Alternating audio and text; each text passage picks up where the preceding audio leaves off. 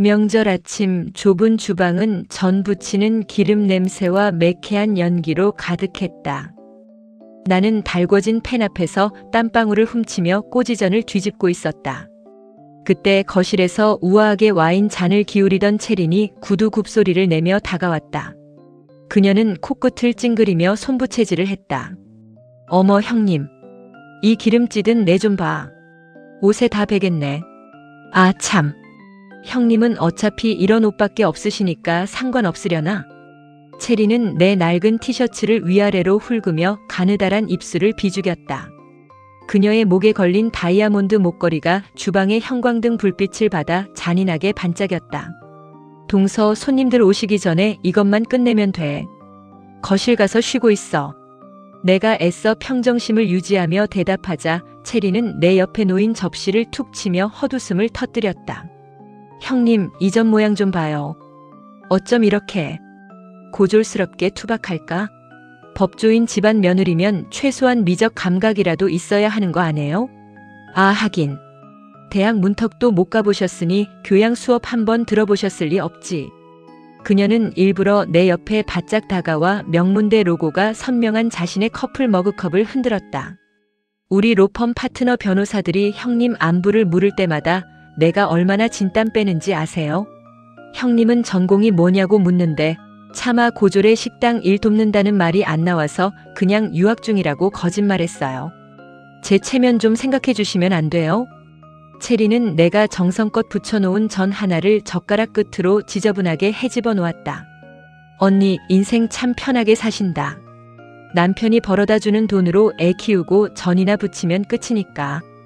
나처럼 고시 공부하고 매일 밤 의뢰인들 피 말리는 사건 맡으며 머리 싸매는 고통을 언니가 알기나 하겠어요?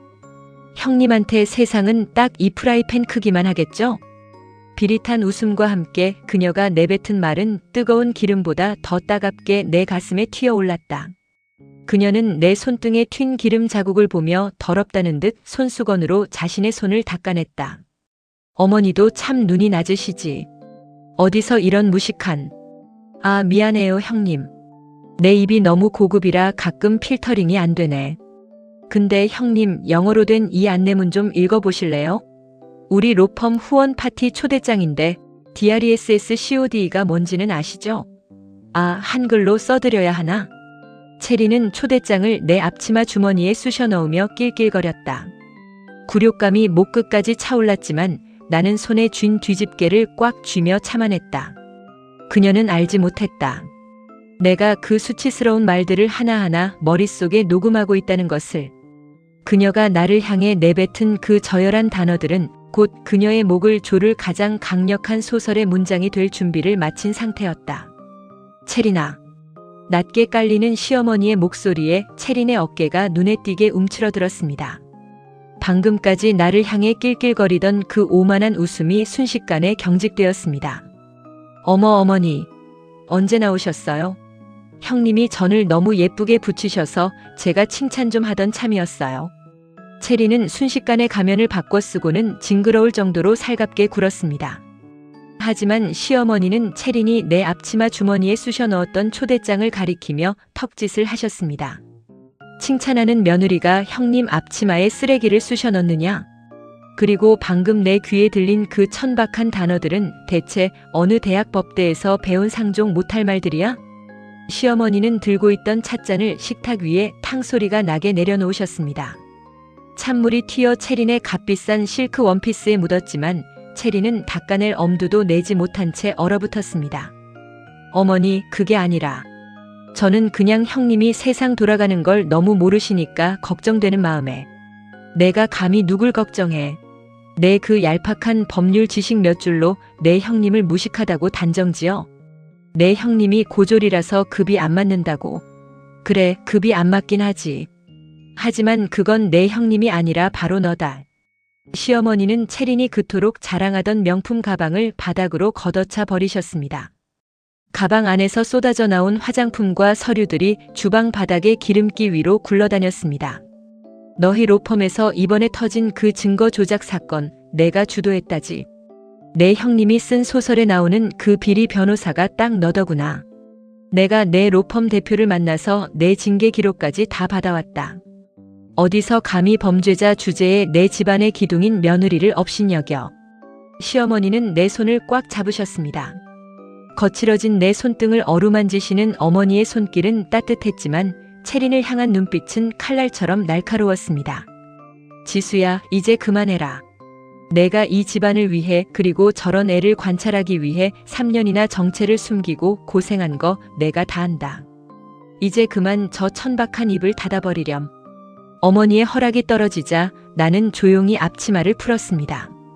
그리고 채린의 발밑에 굴러다니는 서류 한 장을 밟으며 그녀의 귓가에 속삭였습니다. 동서 변호사면 알 텐데. 내가 작가로서 수집한 내 녹취록들. 법정에서 아주 유용한 증거가 될 거야. 내가 말한 그 고졸 수준의 복수가 뭔지 이제부터 똑똑히 보여줄게. 채린의 얼굴이 순식간에 흑빛으로 변하며 주저앉았습니다. 시어머니의 등판은 단순한 꾸짖음이 아니라 채린이 쌓아온 가짜 성벽을 완전히 무너뜨리는 사형 선고였습니다. 시어머니는 거실 벽면에 걸린 커다란 액자를 옆으로 밀어내셨습니다. 그 뒤에는 정교하게 숨겨진 금고가 있었고 어머니는 그 안에서 낡은 USB 하나와 비밀 장부를 꺼내 내 손에 쥐어주셨습니다. 채린이 저애가 믿고 까부는 그 로펌 대표. 사실 내 밑에서 잔심부름하던 놈이다. 내 남편이 살아생전 그놈의 죄를 덮어줬더니 이제는 제 세상인 줄 알고 날뛰더구나. 채린이를 우리 집안에 들인 것도 실은 그놈들의 꼬리를 잡기 위해 내가 판 함정이었어. 나는 전율했습니다. 시어머니는 단순히 나를 아끼는 분이 아니었습니다. 이 모든 판을 짜고 내가 작가로서 그들의 치부를 파헤칠 수 있도록 뒤에서 은밀히 길을 열어준 거대한 설계자였습니다. 어머니, 그럼 제가 쓴 소설의 소스들도 전부. 그래. 내가 밤새워 쓴 그 문장들이 그놈들에게는 사형 집행서가 될 거다. 자, 이제 내 펜으로 마침표를 찍으렴. 나는 내 인맥을 동원해 그놈들의 숨구멍을 막을 테니. 시어머니는 즉시 전화를 거셨습니다. 상대는 검찰총장이었습니다. 박 총장, 나야. 이제 움직여도 돼. 그래, 내 큰며느리가 직접 증거 들고 갈 테니까 예의 갖춰서 맞이해. 그 사이 나는 노트북을 열어 최후의 기사를 송고했습니다. 동시에 채린이 속한 로펌의 비리 장부와 증거, 조작 영상을 대형 커뮤니티와 언론사에 동시다발적으로 배포했습니다. 언니, 어머니, 제발이요. 살려주세요. 채린이 거실 바닥을 기어와 시어머니의 바짓가랑이를 붙잡았습니다. 하지만 시어머니는 단호하게 그녀의 손을 걷어차셨습니다. 내가 지수에게 급을 따졌지? 변호사라는 년이 법을 우습게 알고 고졸이라고 사람을 짓밟아? 내가 말한 그 급의 차이가 뭔지 이제 감방에서 천천히 배워보거라. 순간 집 밖에서 요란한 사이렌 소리가 들려왔습니다. 시어머니가 부른 검찰 수사관들이었습니다. 채린은 비명을 지르며 뒷문으로 도망치려 했지만 이미 대기하고 있던 요원들에게 양팔을 붙잡혔습니다. 동서, 아까 나한테 드레스 코드가 뭐냐고 물었지? 나는 수갑이 채워진 채 끌려나가는 채린의 귓가에 차갑게 속삭였습니다. 오늘 내 드레스 코드는 포승줄이야. 잘 어울리네. 채린이 미친 듯이 울부짖으며 끌려나간 뒤 적막해진 거실에서 시어머니는 내 손을 꼭 잡으셨습니다. 고생했다, 지수야. 이제 앞치마는 버리고 내 이름 석자가 박힌 작가의 책상으로 돌아가거라. 이 집안의 명예는 내 펜 끝에서 다시 시작될 테니까. 채린이 구속된 지 일주일 후 시어머니는 나를 서울 도심의 한 비밀스러운 한정식 집으로 데려가셨습니다. 그곳은 화려한 간판도 없었지만 입구에는 검은 양복을 입은 경호원들이 삼엄한 경비를 서고 있었습니다. 지수야, 채린이가 감히 내 앞에서 거들먹거릴 수 있었던 건 그 뒤에 한승조라는 거물이 버티고 있었기 때문이다. 채린이는 그놈의 지저분한 뒷수습을 도맡아 하며 권력의 단맛을 본 것에 불과해. 어머니는 창밖을 응시하며 찻잔을 천천히 돌리셨습니다. 한승조가 이번 대선에서 승리하면 대한민국은 그놈의 사유지가 될 거다. 우리는 그놈의 가면을 벗겨야 해. 내가 쓴 소설의 마지막 챕터는 그놈의 몰락이어야 한다. 그때 육중한 나무 문이 열리며 한 남자가 오만한 걸음걸이로 들어왔습니다. 바로 한승조였습니다. 그는 시어머니를 향해 가식적인 미소를 지으며 고개를 숙였습니다. 한승조가 이번 대선에서 승리하면 대한민국은 그놈의 사유지가 될 거다. 우리는 그놈의 가면을 벗겨야 해. 내가 쓴 소설의 마지막 챕터는 그놈의 몰락이어야 한다. 그때 육중한 나무 문이 열리며 한 남자가 오만한 걸음걸이로 들어왔습니다. 바로 한승조였습니다. 그는 시어머니를 향해 가식적인 미소를 지으며 고개를 숙였습니다. 어르신, 오랜만에 뵙습니다. 그런데 옆에 계신 이분은, 아, 그 유명한 고졸 작가 K님 아니십니까? 채린이가 실수를 좀 했다고 들었는데 제 얼굴을 봐서라도 적당히 덮어주시죠. 그는 내 앞에 수표가 든 봉투를 툭 던졌습니다. 그 눈빛에는 나를 인간으로조차 보지 않는 지독한 멸시가 서려 있었습니다. 나는 봉투를 쳐다보지도 않은 채 미리 준비해둔 녹음기와 태블릿 PC를 꺼내 들었습니다. 화면에는 한승조가 채린을 통해 비자금을 세탁하고 반대파 의원들을 협박했던 구체적인 증거 데이터들이 실시간으로 흐르고 있었습니다. 한승조 후보님, 제 학벌이 고졸이라서 상황 판단이 좀 느린가 봅니다. 저는 이 돈보다 후보님이 감옥에서 수위를 입고 고졸 수준의 배급밥을 먹는 장면을 묘사하는 게 훨씬 흥미롭거든요. 내 말에 한승조의 얼굴에서 미소가 사라졌습니다. 살기 어린 눈빛으로 나를 덮치려던 순간 시어머니가 차갑게 가로막으셨습니다. 승조야, 내 며느리 몸에 손끝 하나라도 되는 날엔 내 아버지가 평생 쌓아온 한주그룹 전체를 내가 분쇄기에 넣어버릴 줄 알아라.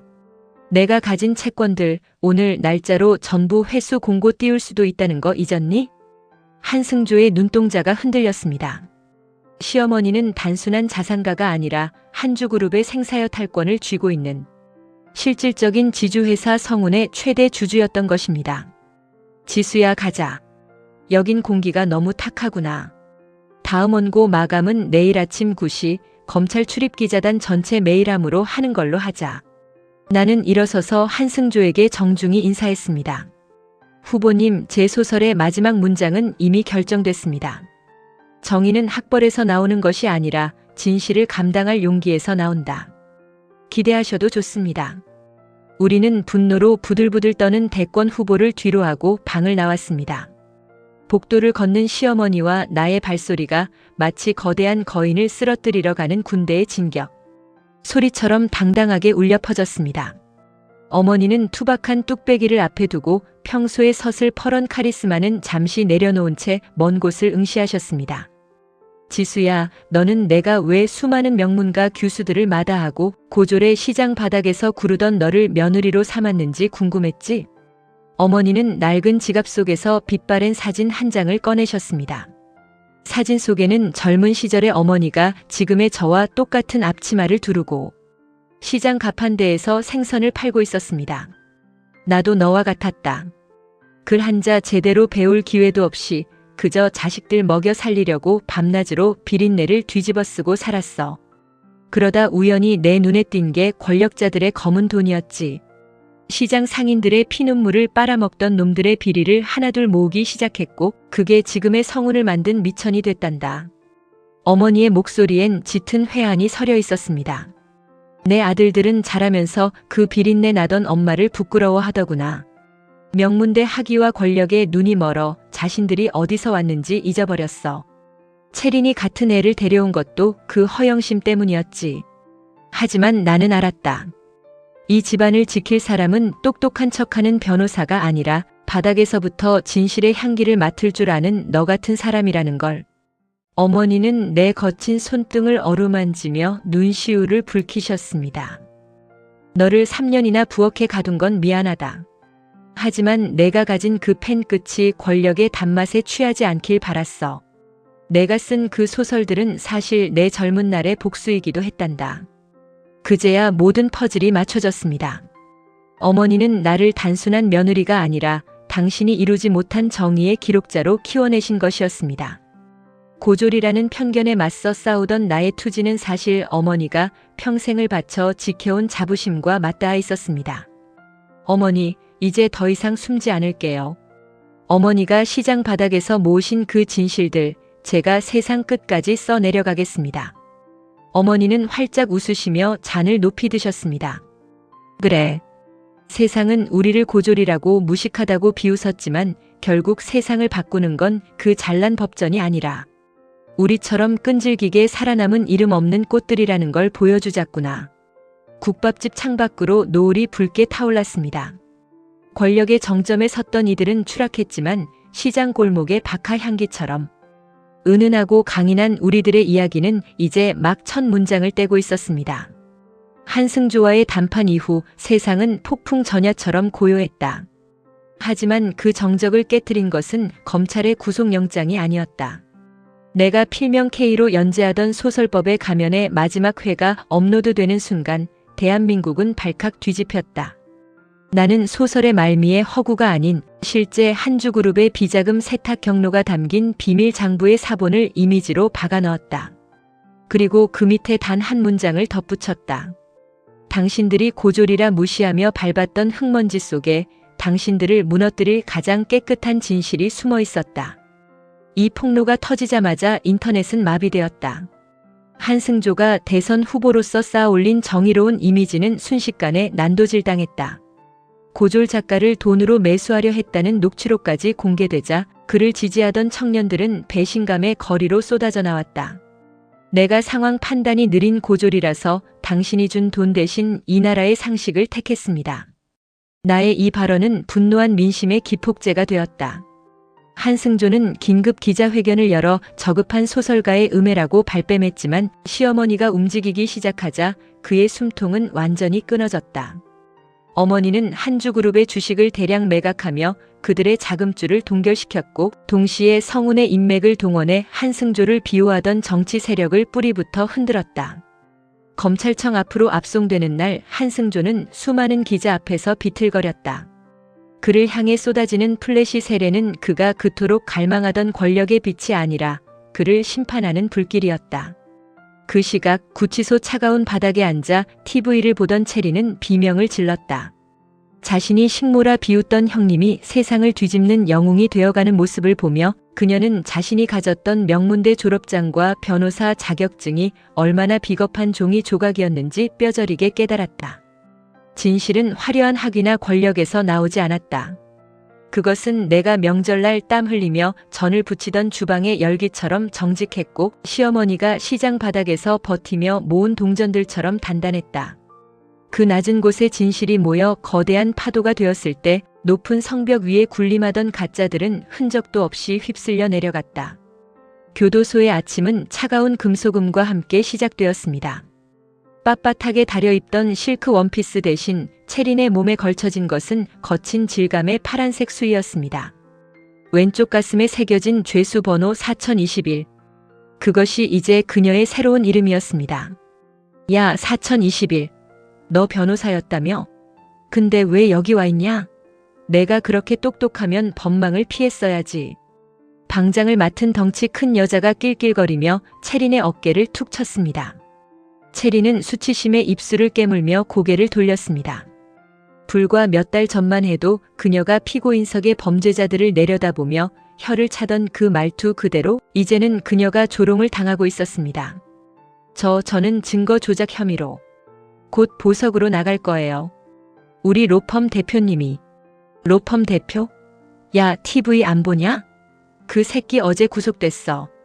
내가 믿던 그 한주그룹인지 뭔지도 공중분해됐다던데. 방원들의 비웃음이 좁은 방 안을 가득 채웠습니다. 체린의 유일한 생명줄이었던 권력의 카르텔이 형님인 지수의 펜 끝에 무너졌다는 소식은 이곳에서도 유행가처럼 퍼져 있었습니다. 그때 식사 시간이 돌아왔습니다. 플라스틱 식판 위에 담긴 것은 허연 멀건 국과 딱딱한 콩밥이었습니다. 체린이 숟가락을 들지도 못하고 멍하니 있자 옆에 있던 수감자가 그녀의 식판에서 반찬을 획 가로챘습니다. 변호사님은 이런 거 안 드셔보셔서 입에 안 맞으시지? 그럼 내가 먹어줄게. 고졸들 먹는 밥이라고 무시하더니 여기서 아주 배 터지게 드시겠네. 체린의 눈에서 참아왔던 눈물이 툭 떨어졌습니다. 그녀가 그토록 업신여겼던 고졸 수준의 살보다 더 비참한 것은 자신이 그토록 증오하던 이들에게 비웃음을 사며 하루하루 연명해야 한다는 사실이었습니다. 면회실 유리병 너머로 만난 남편, 즉 시동생의 얼굴은 더욱 처참했습니다. 그는 이미 이혼 서류를 가지고 와 있었습니다. 체리나, 어머니가 그러시더라. 너 같은 건 애초에 우리 집안 사람이었던 적이 없었다고. 형님. 아니, 지수 누님이 내 옥바라지 비용까지 전부 사회에 기부하셨어. 넌 이제 정말 혼자야. 유리창 너머로 멀어져가는 남편의 등을 보며 체리는 목이 터져라 소리를 질렀습니다. 하지만 방음 처리된 유리벽은 그녀의 비명조차 허락하지 않았습니다. 독방으로 돌아가는 복도 벽면에 붙은 낡은 신문 조각 하나가 그녀의 눈에 들어왔습니다. K작가 인쇄 전액 학벌 차별 철폐 재단의 기부. 진실은 학위증에 적혀있지 않다. 환하게 웃고 있는 형님 지수의 사진 옆에서 체리는 짐승 같은 울음을 터뜨리며 바닥을 긁었습니다. 그녀가 휘둘렀던 오만한 칼날이 결국 자신의 심장을 관통했다는 것을 그 차가운 감방 바닥에서야 뼈저리게 느끼고 있었습니다. 서울 도심의 화려한 빌딩 숲이 아닌 시어머니와 내가 처음 인연을 맺었던 재래시장 어귀에 작은 건물이 세워졌습니다. 1층은 누구나 따뜻한 한 끼를 먹고 갈 수 있는 나눔. 식당 2층은 학벌 때문에 꿈을 포기했던 이들을 위한 작가 지망생들의 서재였습니다. 현관 옆에 걸린 현판에는 시어머니의 필체로 이렇게 적혀 있었습니다. 진실은 가장 낮은 곳에서 가장 높게 핀다. 작가님, 이번 신간 사인회 준비 다 됐습니다. 출판사 직원의 부름에 나는 거울을 보며 매무새를 가다듬었습니다. 이제 내 이름 앞에는 고졸이라는 꼬리표 대신 이 시대를 깨우는 목소리라는 수식어가 붙어 있었습니다. 하지만 나는 여전히 명절이면 앞치마를 두르고 시어머니와 함께 시장 사람들을 위해 만두를 빚습니다. 그것이 내가 세상을 읽어내는 진짜 힘의 원천임을 잊지 않았기 때문입니다. 지수야, 손님들 오시기 전에 이것 좀 마시거라. 시어머니가 직접 우려낸 따뜻한 찻잔을 내미셨습니다. 이제 어머니는 성운의 회장직을 전문 경영인에게 넘기고 이곳 식당의 최고 주방장이자 제 든든한 조력자로 살아가고 계십니다. 어머니, 오늘도 박하향이 참 좋네요. 그래. 독한 기름 냄새, 피비린내 나는 욕심들 다 씻어내고 이제야 사람 사는 냄새가 나는구나. 어머니는 내 손등에 남은 작은 화상. 흉터 체린의 조롱을 견디며 전을 붙이다 얻은 그 훈장을 보물처럼 어루만지셨습니다. 그 흉터는 내가 가장 치열하게 진실을 수집했던 기록이자 가짜 권력에 굴복하지 않았다는 증거였습니다. 창밖으로 수많은 독자가 줄을 서 있는 모습이 보였습니다. 그 중에는 학위증이 없어 면접에서 떨어졌던 청년도, 가난 때문에 꿈을 접었던 중년의 가장도 있었습니다. 나는 펜을 들었습니다. 오늘 내가 그들의 책 첫 장에 적어줄 문구는 이미 결정되어 있었습니다. 당신의 삶은 그 어떤 졸업장보다 위대한 서사입니다. 마이너스 작가 김지수 드림. 저 멀리 구치소 어딘가에서 체리는 여전히 과거의 영광에 갇혀 절규하고 있겠지만 우리의 이야기는 이제 막 찬란한 햇살 아래서 다음 장으로 넘어가고 있었습니다. 시어머니와 나는 서로를 보며 환하게 웃었습니다. 기름 냄새 풍기던 주방의 고졸 며느리와 무서운 시어머니의 연극은 끝났지만 진실을 쓰는 사냥꾼들의 연대는 영원히 계속될 것입니다. 체린이 구치소에서 자신의 무너진 인생을 한탄하고 있을 때 나는 화려한 당사가 아닌 재래시장 입구 평상 위에 섰습니다. 수많은 카메라 플래시와 기자들 앞에서 내 손에는 화려한 출마. 선언문 대신 낡은 가계부와 펜 한 자루가 쥐어져 있었습니다. 사람들은 묻습니다. 고졸 학력의 소설이나 쓰던 여자가 정치를 아느냐고. 맞습니다. 저는 정치 모릅니다. 하지만 저는 사람을 압니다. 기름 냄새 맡으며 전을 붙일 때 우리 이웃들이 어떤 눈물을 흘리는지, 학벌 없다고 무시당할 때 그 가슴이 얼마나 타들어가는지 저는 몸으로 배웠습니다. 내 목소리가 확성기를 타고 시장 골목에 울려 퍼졌습니다. 그 옆에는 수수한 개량 한복 차림의 시어머니가 팔짱을 낀 채 든든하게 서 계셨습니다. 제 시어머니는 말씀하셨습니다. 법전 뒤에 숨은 도둑놈들을 잡으려면 그들보다 더 높은 곳이 아니라 그들보다 더 깊은 곳을 알아야 한다고요. 저는 오늘 대한민국에서 가장 깊은 곳, 여러분의 발밑에서 정치를 시작하려 합니다. 나의 정계 진출 소식에 여의도는 비웃음으로 가득했습니다. 특히 기존 기득권 정당의 전략공천위원장이자 5선 의원인 박동필은 대놓고 조롱을 퍼부었습니다. 허 시장 바닥에서 전 뒤집던 손으로 국정을 운영하시겠다. 김 작가님, 정치는 소설이 아닙니다. 여긴 맞춤법 틀리면 바로 목이 나가는 전쟁터라고요. 고졸 학력으로 의원들 대화나 알아듣겠습니까? 박동필은 체린을 배후에서 조종했던 한주그룹의 또 다른 핵심 인맥이었습니다. 그는 내가 국회에 입성하는 순간 자신의 비리 장부가 열릴 것을 직감하고 수단과 방법을 가리지 않고 나를 공격했습니다. 하지만 그는 몰랐습니다. 내 뒤에는 성운의 거대한 정보망을 쥔 시어머니가 계신다는 것을요. 지수야, 박동필이가 내 학벌을 물고 늘어진다지. 그놈 아들놈 미국 유학 보냈다는 그 학위, 사실은 돈 주고 산 가짜라는 증거 여기 있다. 내가 가장 잘하는 거 있지? 소설처럼 흥미진진하게, 하지만 팩트로만 조져버리거라. 어머니는 서늘하게 웃으며 서류 한 뭉치를 내미셨습니다. 당내 경선 토론회 날 박동필은 작심한 듯 내 학력을 집요하게 공격했습니다. 김 후보님, 국가 예산 600조를 다루는 자리에 고졸이 앉아있으면 국민들이 불안하지 않겠습니까? 경제 용어 하나 제대로 아시는 게 있긴 합니까? 방청석에선 웅성거림이 일었습니다.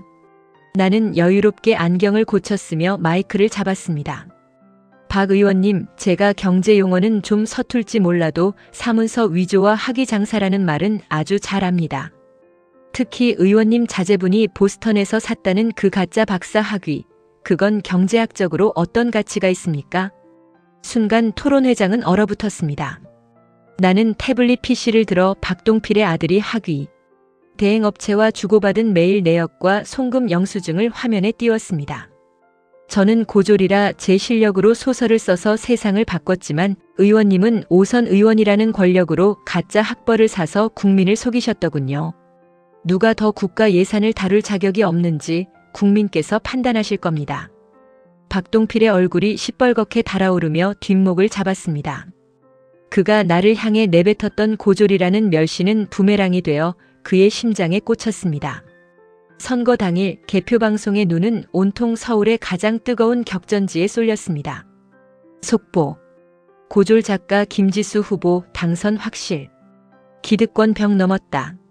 전광판에 내 이름 옆으로 당선이라는 붉은 글자가 새겨지는 순간 캠프는 눈물바다가 되었습니다. 앞치마를 두르고 나를 지지했던 시장 상인들과 학벌 때문에 차별받던 청년들이 서로를 껴안았습니다. 시어머니는 조용히 내 손을 잡으셨습니다. 지수야, 이제 시작이다. 금배지는 권력이 아니라 내가 쥔 가장 무거운 펜이라고 생각해라. 국회 등원 첫날 나는 화려한 정장 대신 단정한 슈트에 시장에서 산 구두를 신고 레드카펫을 밟았습니다. 수많은 취재진이 마이크를 들이댔습니다. 김 의원님, 고졸 출신 초선 의원으로서 가장 먼저 하실 일은 무엇입니까? 나는 카메라를 정면으로 응시하며 대답했습니다. 법이 누구에게나 평등한지 아니면 졸업장 있는 사람들에게만 친절한지 확인하러 왔습니다.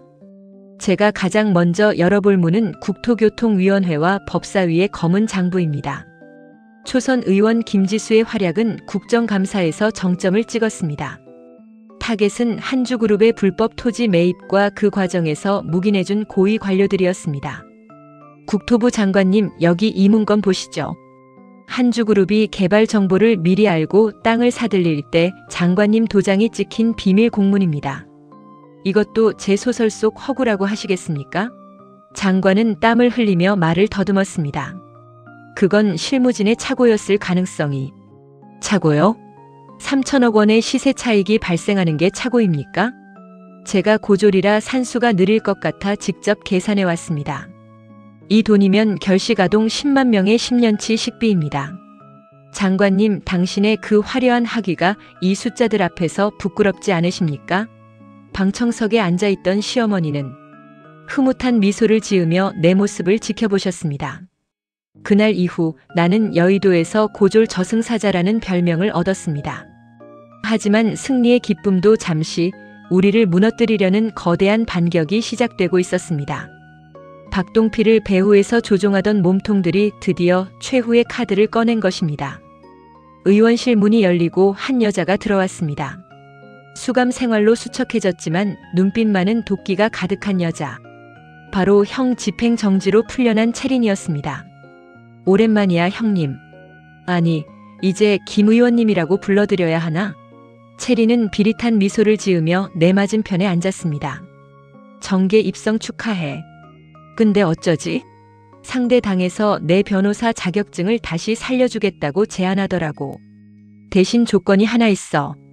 당신이 소설가 시절에 썼던 미발표 원고 중 하나. 그거 세상에 터뜨려 달라는 거야. 채린의 손에는 내가 신인 시절 생활고에 시달리며 대필 작가로 참여했던 부끄러운 과거의 기록이 들려 있었습니다. 당신이 그렇게 외치는 진실이 얼마나 가짜인지 내가 직접 증명해 줄게.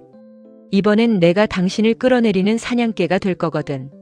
채린의 재등장과 함께 여의도에는 다시 한번 피비린내 나는 전쟁의 서막이 올랐습니다. 채린은 의기양양하게 원고를 테이블 위에 던졌습니다. 이거 당신이 돈 몇 푼에 양심 팔아서 쓴 가짜 자서전 맞지?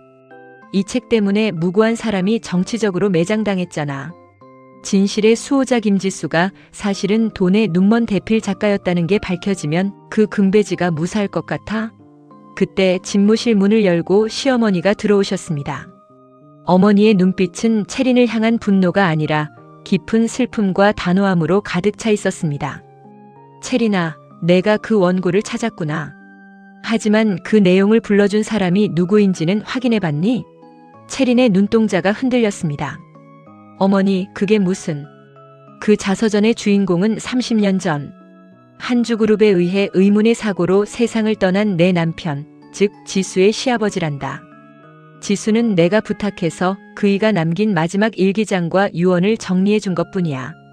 사실 그 원고는 누군가를 매장하기 위한 거짓이 아니었습니다.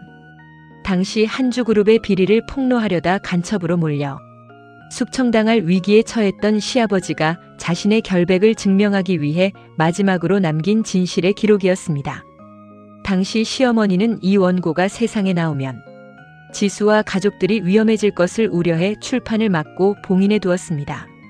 그런데 채린을 사주한 배후 세력이 이 원고를 훔쳐내어 마치 지수가 권력자들의 입맛에 맞게 조작한 대필 원고인 것처럼 꾸며 역공을 시도한 것이었습니다. 채린아, 내가 가져온 그 원고 뒷장까지 읽어봤니? 거기엔 내가 지금 충성을 다하는 박동필 의원과 한주그룹이 어떻게 내 남편을 죽음으로 몰아넣었는지 그 공모자들의 명단이 적혀 있단다. 시어머니의 말에 채린은 급히 원고를 넘겼습니다. 마지막 장 지수의 섬세한 필체로 옮겨 적힌 명단 제일 첫머리에는 박동필의 이름이 선명하게 박혀 있었습니다. 채린은 자신이 들고 온 것이 공격용 무기가 아니라 자신과 배후 세력을 한꺼번에 폭파할 자폭 장치였음을 그제야 깨달았습니다.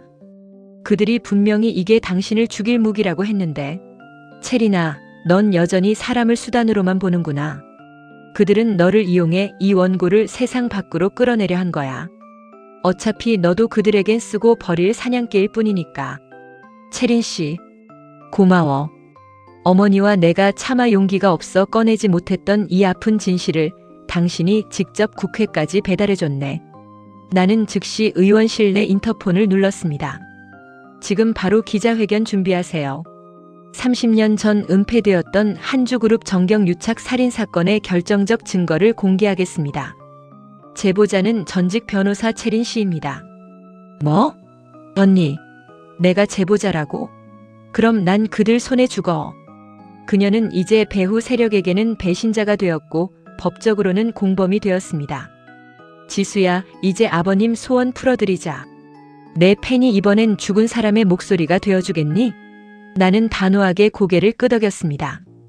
금배지의 무게가 그 어느 때보다 무겁게 느껴졌지만 내 손에 쥐어진 낡은 원고 뭉치는 세상 그 어떤 칼보다 날카롭게 빛나고 있었습니다. 카메라 플래시가 폭포수처럼 터져나왔습니다. 나는 떨리는 숨을 몰아쉬며 마이크 앞에 섰습니다. 내 옆에는 30년의 한을 품은 채 꼿꼿이 서 계신 시어머니가 계셨습니다. 오늘 저는 한 소설가의 이름이 아니라 대한민국 국회의원 그리고 한 남자의 며느리로서 이 자리에 섰습니다. 30년 전 한주그룹의 비리를 폭로하려다 간첩이라는 오명을 쓰고 세상을 떠난 고강진호 씨의 진실을 밝힙니다. 채린 씨가 저를 무너뜨리려 가져온 이 원고는 역설적으로 그들이 얼마나 조직적으로 진실을 은폐해왔는지 보여주는 증거가 되었습니다. 박동필 의원님, 당신이 30년 전 휘두른 그 칼날이 이제 당신의 목 끝에 도착했습니다.